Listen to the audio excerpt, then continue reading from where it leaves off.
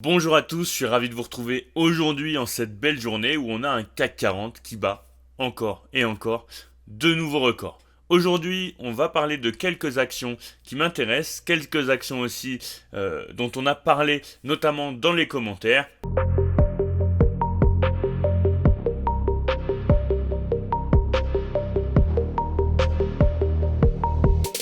Et on attaque avec LVMH dans la lignée du CAC 40 qui se rapproche aussi dangereusement entre guillemets de son ATH. LVMH personnellement je possède une très grosse position, c'est l'une de mes plus grosses positions sur mon portefeuille avec un PRU actuellement de 690 dans ces environs. Si jamais vous voulez voir exactement mes positions, je vous laisse aller voir sur le suivi de mon portefeuille qui est juste là, je vous mets la vidéo juste ici.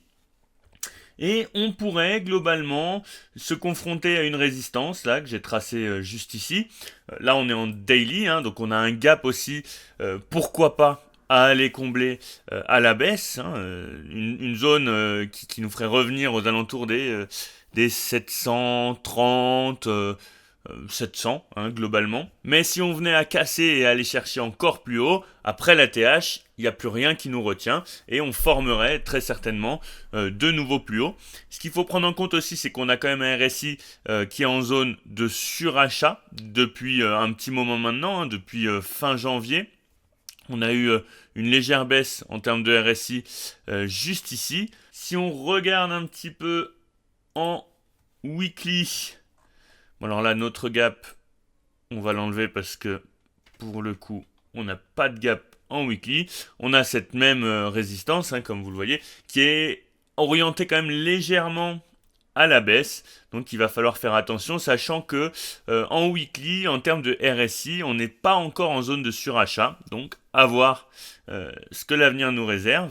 Pour LVMH, globalement, vous le savez, pour moi, on est sur une très très belle société qui actuellement retourne sur des zones d'évaluation correctes. Elle était sous-évaluée jusqu'à maintenant. C'est ce que je vous ai beaucoup répété sur ces zones-là, des zones où j'ai beaucoup acheté.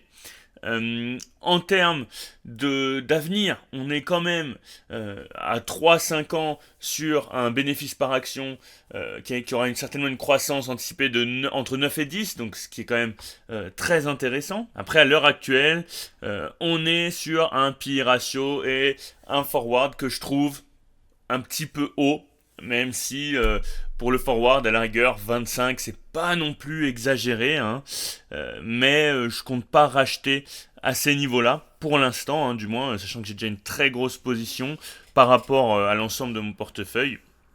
Donc voilà, je vais, je vais être sage et je vais pas augmenter pour l'instant plus que ça mon exposition à LVMH. On va revenir rapidement sur M3 Inc. Une action que j'avais potentiellement dans l'idée de rajouter à mon compte titre, à mon portefeuille compte titre, sauf qu'actuellement on est quand même sur une très belle tendance baissière, malgré les fondamentaux exceptionnels de l'entreprise. Donc je suis encore en stand-by sur le sujet, sachant que le marché sanctionne grandement l'entreprise, notamment dû au fait qu'en termes de rentabilité, même si ça reste une rentabilité qui est extrêmement bonne, on est en dessous de ce qu'on a connu historiquement. Je trouve quand même que la sanction est exagérée, même si on est sur des PE ratios aux alentours de 30. Donc finalement, c'est pas non plus c'est pas déconnant finalement cette valorisation là, même si Gurufocus considère qu'on est extrêmement sous-évalué à l'heure actuelle. Ce qu'il faut prendre en compte, c'est que effectivement la société a connu des PE ratios qui étaient très élevés, comme on peut le voir là, avec un PE ratio de 30, on est sur des ratios faibles par rapport à l'historique de l'entreprise, sachant qu'un PE ratio de 30 c'est quand même élevé. Même si on a un bon growth rank avec une croissance des revenus qui est estimée aux alentours de 12% pour les 3 à 5 prochaines années, on a eu un bénéfice par action de 31% sur les 3 dernières années. C'est beaucoup, il faut se le dire. Vous voyez, en termes de croissance du revenu, en termes de croissance du cash, c'est quand même une très belle entreprise, avec un dividende qui est safe, hein. On a un payout de 28%, ce qui globalement est supérieur à l'historique, mais ce qui est quand même globalement bon, hein. On va pas se plaindre d'un payout à 28%, c'est pas énorme. Il y a des entreprises comme par exemple Johnson & Johnson qui sont à 90% de payout. Donc globalement, on est quand même sur une très très belle entreprise. D'ailleurs, si vous savez pourquoi est-ce qu'elle est tant sanctionnée en bourse, n'hésitez pas à nous le mettre dans les commentaires. Ça fait quand même plus de 3 ans qu'on est en train de baisser sur l'action. On a une très belle tendance qui est très marquée. Là, on aurait potentiellement la résolution d'un triangle. Il faudrait voir comment est-ce qu'on le résout? Est-ce que c'est par le haut? Est-ce que c'est par le bas? Et ensuite, il faudrait qu'on puisse, dans un premier temps, casser des supports importants, comme certaines moyennes mobiles. Mais pour l'instant, on reste quand même dans une tendance baissière qui est très ancrée. Et même si je vois qu'il y a un intérêt sur cette action, hein, je le vois notamment dans les commentaires, mais pour l'instant, ça me paraît délicat, surtout si on n'a pas le fond de l'histoire.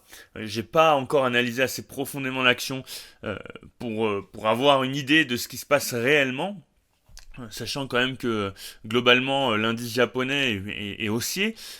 Donc voilà, si vous avez des réponses à ces questions, n'hésitez pas à nous les apporter dans les commentaires. Pour GTT, GTT, une action que j'ai aussi en portefeuille, une grosse position aussi.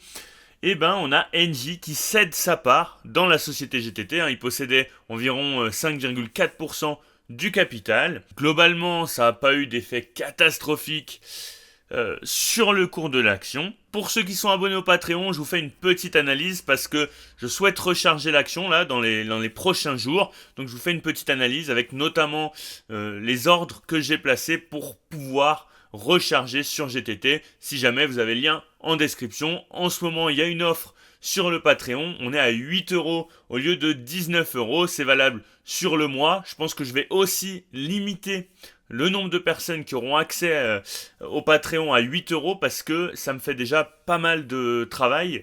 Je suis déjà à 4 vidéos tournées aujourd'hui. Donc je vais voir un petit peu comment je gère ça. Pour rappel, sur le Patreon, vous avez accès à la communauté avec mes formations, mes ordres d'achat et de vente, le suivi de mes portefeuilles, l'analyse de vos actions sur demande et des réponses surtout à vos questions, pas forcément des réponses de moi mais aussi de la communauté. Et ensuite, on mettra en place des streams en direct parce que je pense que ce sera plus simple de faire un stream le soir ou le matin, enfin peu importe le moment, mais un stream par jour pour répondre à toutes vos questions, pour analyser vos actions, etc. Je pense que ce sera plus simple pour moi, etc., etc. On a un Discord qui est en train de se mettre en place. Et puis après, comme vous le voyez, la communauté peut participer. Là, on a une analyse technique d'Alexis sur Equasense. On a aussi des réponses à vos questions. Là, en l'occurrence, Nico nous avait demandé d'analyser Air France, etc., etc. On a pas mal parlé d'Equasense aussi. Donc voilà pour le Patreon. Pour rappel, c'est sans engagement et ceux qui s'inscrivent avec l'abonnement de 8€ par mois, vous en bénéficiez à vie. Vous n'aurez pas d'augmentation. Enfin, c'est pas 8€ pendant un mois et 19€ par mois après. C'est 8€ par mois à vie. Un point d'attention, on en a déjà parlé dans la dernière vidéo, mais un point d'attention sur l'économie américaine qui est plus costaud que prévu, avec des prix à la production qui progressent plus que ce qui était prévu finalement, et des inscriptions au chômage plus faibles qu'attendu. Donc, potentiellement, pourquoi pas un retardement de la baisse des taux prévus par la Fed. C'est quand même des éléments qui sont beaucoup pris en compte, et actuellement, on a une économie américaine qui est très résiliente. Donc, quand est-ce qu'on va avoir cette baisse des taux? Pour l'instant, le consensus nous parle de juin. Est-ce que si ça continue comme ça, on va pas retarder finalement cette baisse des taux, du moins aux États-Unis?